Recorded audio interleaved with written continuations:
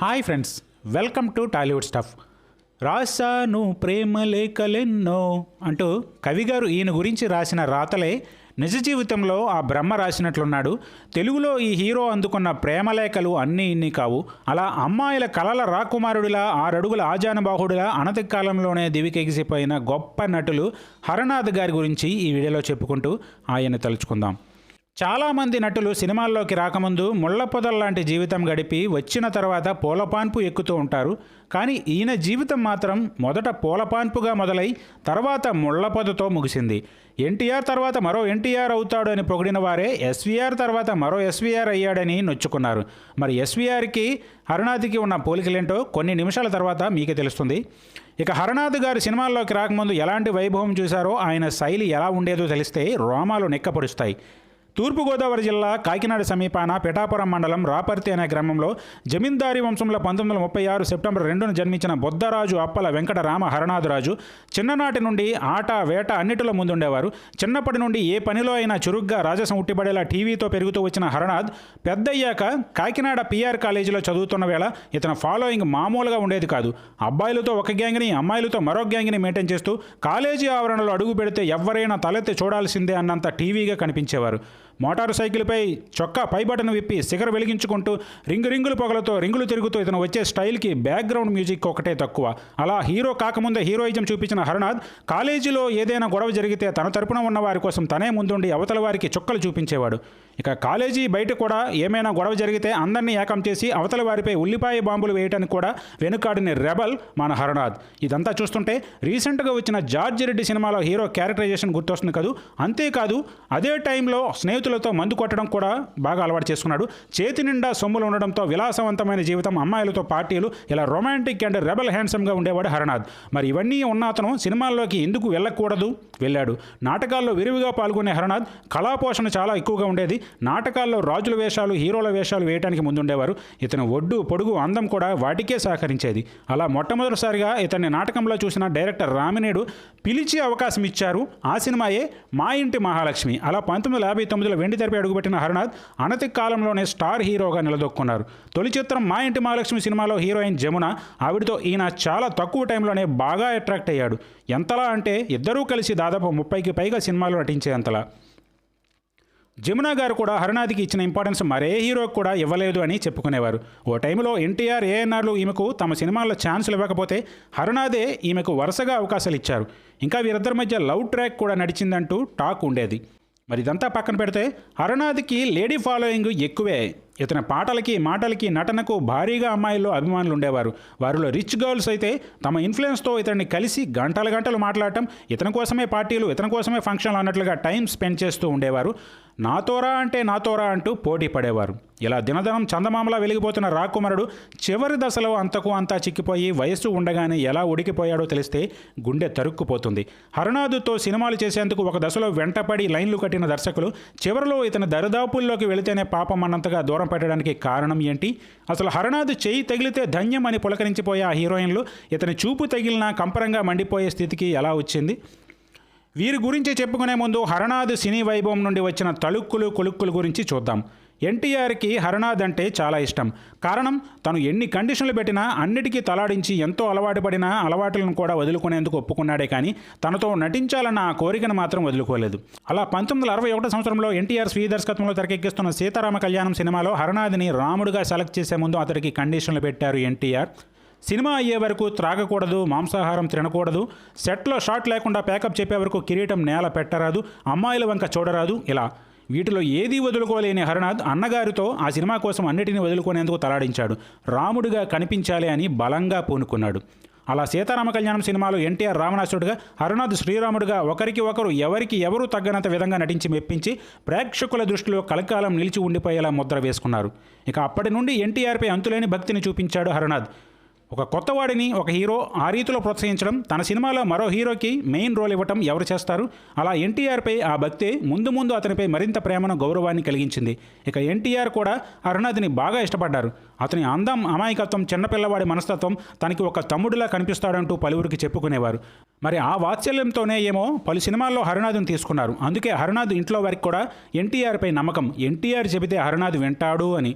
ఒక దశలో హరనాథ్ వ్యసనాలకు బానిసైపోయినప్పుడు మీరు చెబితే వింటారు కదా అని ఈయన భార్య కూడా అడగడంతో ఎన్టీఆర్ నచ్చచెప్పే ప్రయత్నము చేశారు. కానీ హరనాథ్ కొన్ని రోజులు మంచిగా ఉండి మళ్ళీ తన అలవాటులోకి తను వచ్చేసేవాడు. ఎవడైనా గట్టిగా అడిగితే నా వల్ల కావట్లేదు, ఈ మందు తీసుకొనిదే ఊపిరి తీసుకోలేకపోతున్నా అంటూ చెప్పేవాడు. సరిగ్గా ఇక్కడే ఇతను ఎస్వీఆర్కి సరితూగుతాడు. ఇద్దరూ కూర్చొని రూముల్లో మందు బాటిళ్ళు వేసుకున్న సాయంత్రాలు ఎన్నో. ఇలా హరనాథులో మార్పు తీసుకొచ్చేందుకు జమున గారు కూడా ప్రయత్నించారు. ఇతని వ్యసనం ఏ స్థాయికి చేరిందంటే ఏ సినిమాల కోసం ఇతను మొదట్లో మందుకు దూరంగా ఉంటూ వచ్చాడో ఇప్పుడు మందు కోసం అదే సినిమాలని సైతం దూరం పెట్టే స్థాయికి. ఇతను త్రాగకుండా షూటింగ్లకి కూడా వెళ్ళటం కష్టమైపోయేది. సెట్లో కూడా బాటిల్స్ తెప్పించుకునేవారు. ఇతని ప్రవర్తనకి నిదానంగా ఇతని మొదట పొగిడిన వారే ఈసడించుకోవడం, చిన్న చూపు చూడటం, ఇతని వలన షూటింగ్కి బ్రేక్ వస్తుందని భావించడం, దూరం పెట్టడం మొదలుపెట్టారు. అయితే హరనాథ్ షాట్కి గాని రెడీ అయితే ఆ సీన్ ఎలాంటిదైనా సరే చాలా సహజంగా, అందంగా, మరే నటుడు అంత గొప్పగా అందులో జీవించలేడు అన్నంతగా ఒదిగిపోయేవారు. బహుశా ఆ టాలెంటే అతన్ని ఇన్ని వ్యసనాలను కవర్ చేస్తూ దాదాపు 100కి పైగా సినిమాలు నటించేలా ఇతన్ని ముందుకు తీసుకెళ్ళింది.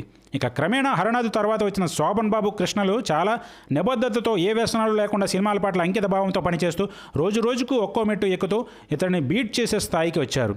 ఒక పత్రికలో ఒకరోజు టాలీవుడ్ అగ్ర హీరోల జాబితాగా టాప్ 3 అంటూ చెప్పిన ఒక ఎడిటర్ ఆ కాలంలో ఎన్టీఆర్, ఏఎన్ఆర్ తర్వాత శోభన్ బాబు పేరును రాస్తే నెంబర్ 3గా నన్ను కాదని శోభన్ బాబును రాస్తావా అంటూ అతనిపై ఆగ్రహాన్ని వ్యక్తం చేశారు. అయితే మరుసటి రోజు అంతా మరిచిపోయి నవ్వుతూ పలకరించారు. నిజానికి ఎన్టీఆర్, ఏఎన్ఆర్ తర్వాత ఆ టైంలో హరనాథే. కానీ వ్యసనానికి లోపడి ఇజ్జత్ తీసుకొని తన స్థాయిని తనే తగ్గించుకుంటూ పోతే వెనక వరుసలో ఉన్న శోభన్ బాబు ముందు వరుసలోకి రాక ఏమవుతాడు? అలా శోభన్ బాబే కాదు, ఒక్కొక్క నటుడు ఇతనికంటే నేనే బెటర్ అన్నట్లుగా దర్శక నిర్మాతలకు భరోసా కల్పించడంతో ఇతనికి రావాల్సిన అవకాశాలు వారికి వెళ్ళిపోతూ ఉండేవి. అంటే ఈరోజు మనం చెప్పుకునే ఎన్టీఆర్, ఏఎన్ఆర్, శోభన్ బాబు, కృష్ణంరాజు జాబితాలో హరనాథ్ కూడా సగర్వంగా ఉండేవారు. అలా క్రమేణా సినిమా అవకాశాలు తగ్గుతున్న కొద్దీ, రోజులు గడుస్తున్న కొద్దీ సినిమా అవకాశాలు వస్తే రాని పోతే పోని అన్నట్లుగా మారాడు. తనలో పాత హరనాథ్ తాలూకా రెబల్ లక్షణాలు మళ్ళీ బయటకు వచ్చేస్తూ దానికి తోడు ఫ్రస్ట్రేషన్కి లోనై హరనాథ్ గురించి చెప్పుకునే క్రమంలో అతని భార్య భానుమతి దేవి గారిని ప్రముఖంగా తలుచుకోవాలి. భర్త ఎంతో అందగాడు, అతని వెంట అమ్మాయిలు పడుతుంటారు, హీరోయిన్లు కూడా ఆశపడుతుంటారంటూ వార్తలు వస్తున్నాయి. తన చేయి దాడిపోతాడేమో అని ఆమె భయపడలేదు. పల్లెటూరు నుండి వచ్చిన అమ్మాయి కదా, ఆ గడసరతనం చూపించిందా అంటే అది లేదు. పట్నం పోకడలు ఇలానే ఉంటాయేమో అనుకొని సరిపెట్టుకుంది. భర్తను ఎంతో ప్రేమగా చూసుకుంది. హరనాథ్ ఆఖరి రోజు వరకు ఇతన్ని కాపాడుకోవాలని ప్రయత్నించి కళ్ళల్లో నీరు నింపుకొని అతను విస్కీ త్రాగితే ఆ విషయాన్ని తన గుండెల్లో మింగి మహాసాధ్వి అనిపించుకుంది భానుమతీదేవి. వీరికి 2 పిల్లలు, 2లో కూతురు పద్మజ రీసెంట్గా చిన్న వయసులోనే కాలం చేశారు. ఈయన అల్లుడు జీవిజీ రాజు సినీ నిర్మాణ రంగంలో ఉన్నారు. హరనాథ్ కుమారుడు శ్రీనివాస బుద్ధరాజు ప్రముఖ బిజినెస్ మ్యాన్గా స్థిరపడ్డారు. ఇక హరనాథ్ తెలుగులో ఆ టైంలో ఉన్న అగ్ర హీరోయిన్లు అందరితోనూ నటించేశారు. ఇతడితో నటించడానికి ఆ హీరోయిన్లు కూడా ఊవిళ్ళూరేవారు. అందగాడు, ఆజానుభావుడు, ఆ టీవీ మాట తీరు, నవ్వు, నడక, పెద్ద కళ్ళు, ఒక దేశపు మహారాజుగా ఉన్నంత టీవీ. మరి ఎంతైనా ఈయన రాజవంశస్థులే కదా. అలా వాణిశ్రీతో చిట్టి చెల్లెలు, కేఆర్ విజయ్తో శ్రీదేవి, జమునాతో లేత మనసులు, మా ఇంటి మహాలక్ష్మి, ఆడజన్మ, గీతాంజలితో సీతారామ కళ్యాణం, ఇలా అందరితోనూ నటించేశారు. నిజంగా అంత గొప్ప నటుడైనా చివరికి ఇలా అయిపోయిందనిపిస్తుంది. చివరి రోజుల్లో సినిమాలు లేక, తనకంటూ వచ్చే ఆదాయం లేక, ఉన్న స్థిరాస్తులని మాత్రం పాడు చేసుకోలేక ఖరీదైన కార్ల నుండి ఖాళీ జేబుల్లో చేతులు పెట్టుకుంటూ పాండీ బజార్ వీధుల్లో ఆటో రిక్షాల కోసం ఎదురు చూసే స్థితి వచ్చేశారు. వచ్చే పోయేవారితో మాటామంతి జరపడం, మందు ఫ్రెండ్స్ అయితే కలిసి సిప్ చేయటం ఇలా చేసేవారు. ఇంకా ఇతను చనిపోతాడు అన్న కొద్ది నెలల ముందు ఆరోగ్యం బాగా పాడైపోయింది.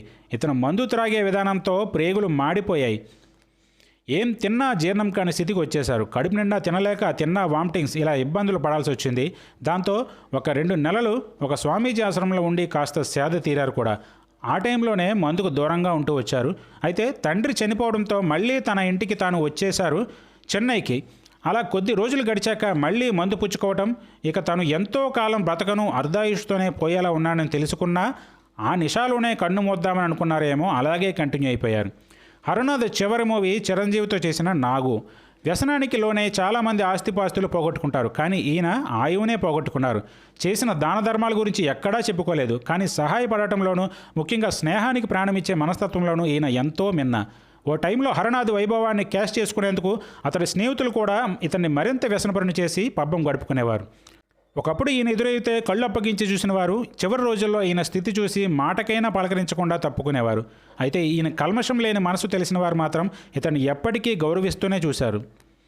ఎన్టీఆర్ లాంటి వ్యక్తి ఉండబట్టి హరనాథ్ ఆ కొద్ది కాలమైన స్టార్గా వెలిగారు. తన విషయంలో ఎన్టీఆర్ చూపిన శ్రద్ధకి మెచ్చుకోవాలి. దర్శక నిర్మాతలు కూడా ఎన్టీఆర్ మనిషి అన్నట్లుగా హరనాథ్కి ఎక్కువ ఇంపార్టెన్స్ ఇచ్చేవారు. అయితే దేనికైనా ఒక లిమిట్ ఉంటుంది కదా. అలా చివరికి ఆ వైభవం అంతా పోగొట్టుకొని ఆనాడు రాసుకున్న ప్రేమలేఖలన్నీ అంటూ తలుచుకుంటూ ఒక చక్కటి చిరునవ్వుతో ఈ జీవితానికి సెలవు అంటూ 1989 నవంబర్ 1న ఆ దివికి తారకలా ఎగిసిపోయారు.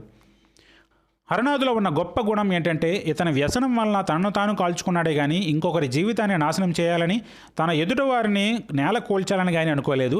అందుకే ఇతని ముఖం ఎప్పుడూ వికసించిన పువ్వు వలె మనోహరంగా ఉంటుంది. బహుశా చాలా అరుదైన జాతి కాబోలు.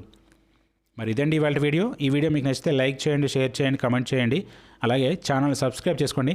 మరో ఇంట్రెస్టింగ్ వీడియోతో మళ్ళీ కలుద్దాం.